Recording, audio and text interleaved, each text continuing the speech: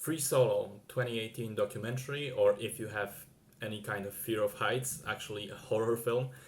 So it's about Alex Honnold, a free climber that attempts to conquer the mountain El Capitan in Yosemite Mountains in California with the method of climbing called free solo. So free solo is basically climbing without the help of any other person, without any lines, without any security, any hooks, nothing. Just you, your hands, and your feet against the mountain.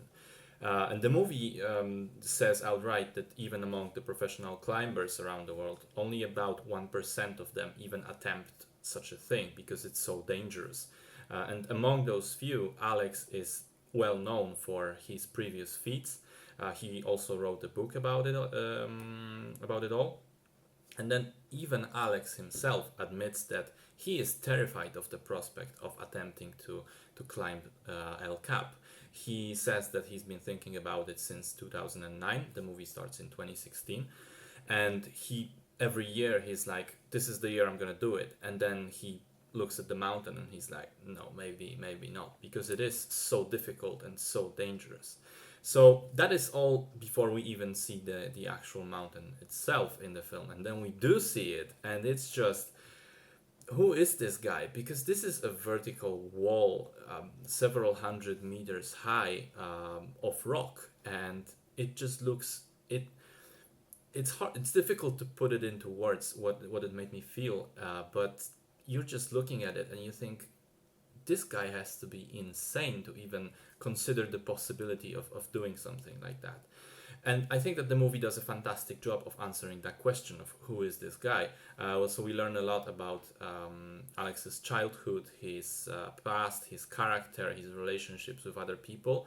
I'd say that the movie is even more about himself and his approach to life and having to conquer himself basically over and over again.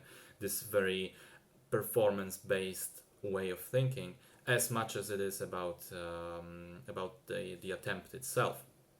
We learn all of this stuff mostly through Alex himself talking about it, and normally that would mean that the story may not be really objective, but Alex is this fascinating person. He has this weird, disconnected, matter-of-factly way of speaking about his experiences and himself, and the fact that he faces death nearly every moment, and the impact that it has on his relationships. So it's very believable what he says. We get to also see the perspective of his girlfriend and fellow climbers as he's preparing for the attempt, and they are all extremely worried, obviously. So it is a very stressful film. There's also this huge debacle about whether the fact that the attempt is going to be filmed doesn't endanger it even more, because obviously it puts more pressure on Alex. The presence of the cameras, the presence of the cameramen, it's just more distractions and potentially even someone messing something up for him, which would mean certain death. There's also surprising amount of humor coming mostly from Alex's way of being and his weird approach to life, his disconnect and being sort of emotionless about all of this. So we really examine all of the aspects and facets of this idea of free solo climbing and of Alex as a person, and of this sort of contrast between wanting to do something dangerous and something thrilling in your life, against just settling down and leading an easy, simple life. And then, of course, there's the meat of the film, which is the footage of the prep and the attempt itself. And it is just stunning. I mean, technically speaking, the images are crisp. It's filmed in a really professional, beautiful way. But it's also terrifying when it comes to its emotional impact. I mean, we constantly look at this guy that is hanging off of a vertical cliff hundreds of meters above the ground, just on his hands and feet. One mistake, one slip, that's it. That's a dead man. And so if you have a fear of heights, do not see this film. I'm serious. It is, I think, the most stressful cinema experience that I've had since Dunkirk.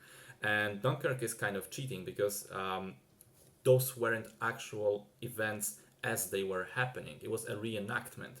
So none of the actors were actually in any danger. It was just the magic of cinema. Here it's all for real. We literally just see a guy shaking hands with death. I was thrilled by the film. I was on the edge of my seat the entire time, and I was totally sold on it. The movie actually won the Oscar for Best Documentary of 2018, and I think it's totally deserved because it is goddamn brilliant.